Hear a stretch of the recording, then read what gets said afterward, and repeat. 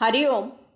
योगदास श्री जयगणेश जोशी लिखित श्रीकृष्ण युद्धाची तयारी. श्रीकृष्ण शिष्टाई अयशस्वी झाली हे वृत्त युधिष्ठिराला सांगण्यासाठी श्रीकृष्ण हस्तिनापुराहून विराटाच्या नगरीत उपप्लव येथे पोहोचला. त्यावेळी सायंकाळ झाली होती. श्रीकृष्ण आल्यावर युधिष्ठिराने श्रीकृष्णाला विनंती करून सर्व वृत्तांत कथन करायला सांगितले. त्यावर श्रीकृष्णाने त्या सभेत घडलेला एक एक प्रसंग सविस्तर सांगितला. यावर सर्वांनी सविस्तर खलबते केली. आता युद्धाशिवाय अन्य उपाय नाही अशी खात्री झाल्यावर युधिष्ठिराने सर्वांना संबोधित केले. नरश्रेष्ठ हो, आपल्याकडे 7 औक्षहिणी सैन्य आहे. त्याचे सेनानायक द्रुपद, विराट, दुष्टदुम्न, शिखंडी, सात्यकी, चेकितान आणि भीमसेन असे राहतील. या सर्वांचा महासेनानायक अर्जुन राहील. तसेच सर्वांचे मत ऐकून आणि शेवटी श्रीकृष्णाच्या सल्ल्याने पांडवांच्या सैन्याचा सेनापती म्हणून दुष्टदुम्न याची नेमणूक सर्वानुमते केली गेली. हे सर्व ऐकून एकच गलका केला. सज्ज व्हा ही गर्जना ऐकताच सैन्यामध्ये एकच जल्लोष झाला आणि सर्वांची युद्ध सज्ज होण्यासाठी धावपळ सुरू झाली. दुसऱ्या दिवशी सकाळी स्वस्ती वाचन आणि रक्षाबंधन करून सर्व सैन्याने रणांगणाकडे कूच केले. रणांगणांवर पोचल्यावर सर्वांना योग्य अशी सर्व आवश्यक त्या सामग्रीसह शिबिरे तयार केली. यावर श्रीकृष्णाने स्वतः जातीने लक्ष घातले. रणांगणावर सर्व प्रमुख योद्ध्यांसह युधिष्ठिराने श्रीकृष्णाशी पुन्हा एकदा युद्धासंबंधी खलबत केले. इकडे दुर्योधनानेही आपल्या सैन्याला तयार करून रणांगणावर कूच केले. तेथे त्याने सर्वांसाठी अत्यावश्यक अशा सामग्रीसह शिबिरे तयार केली. आपल्या सैन्याचा सेनापती म्हणून पितामह भीष्माची त्याने अनुमती मिळवली. तथापि भीष्माने त्याला सुस्पष्ट शब्दात सांगितले की तो पांडवांना ठार मारणार नाही. तसेच तो सेनापती असेपर्यंत कर्णाने युद्धात सहभागी व्हायचे नाही. याचप्रमाणे शिखंडी हा पूर्वी स्त्री असल्यामुळे तो शिखंडीशी युद्ध करणार नाही. या अशा 3ही अटी कर्णाचे अनुमतीने दुर्योधनाने नाईलाजाने मान्य केल्या. या युद्धामध्ये महाभयंकर संहार होणार हे हेरून पांडवांकडे बलराम प्रविष्ट झाला. युधिष्ठिरासह सर्वांनी त्याचे यथोचित स्वागत केले. आसन ग्रहण केल्यावर बलराम तेथे असलेल्या श्रीकृष्णासह पांडवांना म्हणाला, पांडवांप्रमाणेच कौरवही आपले आप्त नातेवाईक आहेत. यास्तव मी वासुदेवाला युद्ध टाळण्यासाठी प्रयत्न कर असे सांगितले होते. तथापि आता कोणत्याही उपायाने युद्ध काही टळत नाही हे उघड आहे. माझा ओढा कौरवांकडे जरी असला तरी हा मधुसूदन जे करेल त्याप्रमाणे मी अनुसरण करणार आहे.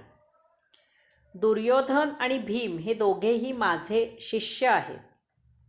अशा वेळी कौरवांचा नाश होताना ते मला पाहणे शक्य होणार नाही. म्हणून मी सरस्वतीच्या तीरावर तीर्थयात्रा करण्यासाठी जात आहे. या युद्धामधून तुम्ही सर्व सुखरूप पार होऊन मला पुन्हा भेटाल अशी अपेक्षा करतो.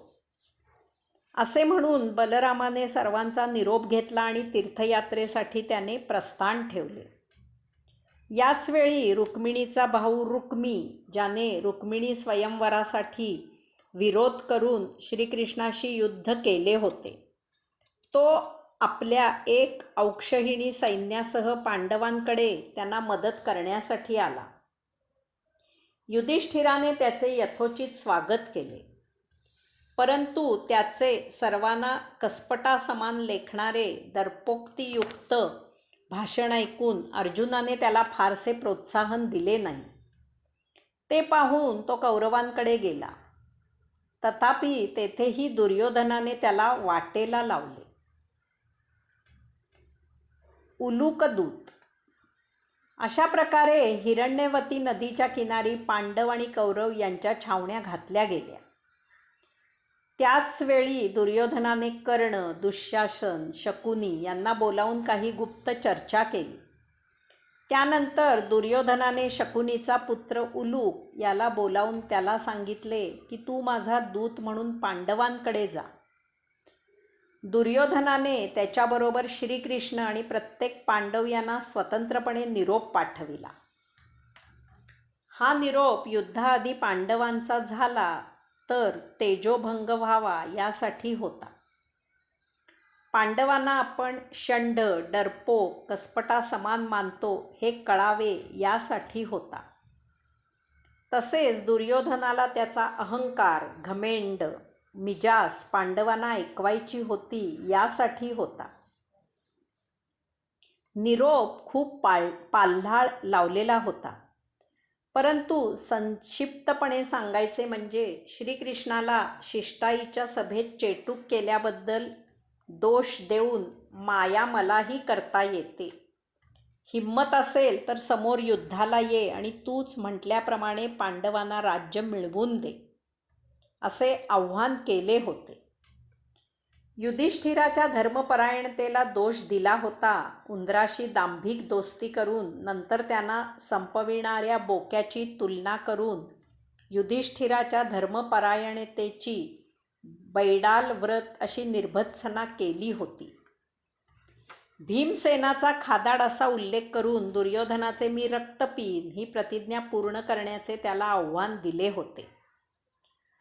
नकुल आणि सहदेव यांना तुमचा केलेला छळ आठवा, भरसभेत द्रौपदीची केलेली विटंबना आठवा आणि युद्धाला सज्ज व्हा असे आव्हान केले होते. अर्जुनाला षंड असे संबोधन केले होते.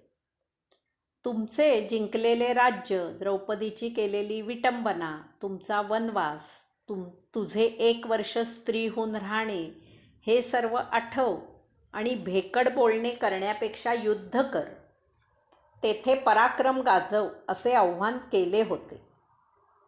त्यानंतर विराट, द्रुपद आदींनाही असेच अहंकाराने व्यापलेले आव्हान केले होते. या निरोपाला प्रत्येक पांडवाने आणि श्रीकृष्णाने तितकेच परंतु अत्यंत मुद्देसूद सडेतोड उत्तर दिले. त्यांचा तेजोभंग व्हायच्याऐवजी त्यांना डिवचल्यासारखे झाले आणि आधीच क्रोधाने लाल झालेले ते पांडव अधिकच चवताळले आणि युद्धाला सज्ज झाले. यावेळी श्रीकृष्णाने दिलेल्या उत्तरामध्ये एक फार महत्त्वाचा खास उल्लेख आहे. तो पाहण्यासारखा आहे. श्रीकृष्ण उलूकाला म्हणाला, तू दुर्योधनाला सांग की मी युद्धात लढणार नसून अर्जुनाचे सारथ्य करणार आहे. परंतु मी मनात आणीन तर तृणाला जाळणाऱ्या अग्नीप्रमाणे माझ्या क्रोधाने मी पृथ्वीवरील सर्व दुष्टांना क्षणार्धात जाळून टाकेन.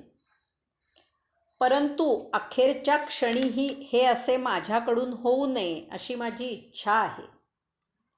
याचा अर्थ शक्यतो पांडवांसह, परंतु तसे न जमल्यास दुष्टांच्या निर्मूलनाचे, साधू आणि धर्म यांच्या रक्षणाचे कार्य मी पूर्ण करणारच आहे. युद्धाचे नियम. त्या काळी धर्मयुद्ध करत असताना त्याप्रमाणे कौरव आणि पांडवांनी आपापसात युद्धाचे नियम पक्के केले आणि त्याप्रमाणे युद्ध करायचे असे ठरविले. त्या दिवशीचे युद्ध संपल्यावर आपल्याला एकमेकांविषयी प्रेम राहिले पाहिजे. प्रत्येकाने आपल्या बरोबरीच्या योद्ध्याबरोबरच युद्ध करावे. जो वाणीने युद्ध करत आहे त्याच्याजवळ वाणीनेच युद्ध करावे. युद्ध सोडून तेथून बाहेर होणाऱ्याशी युद्ध करायचे नाही.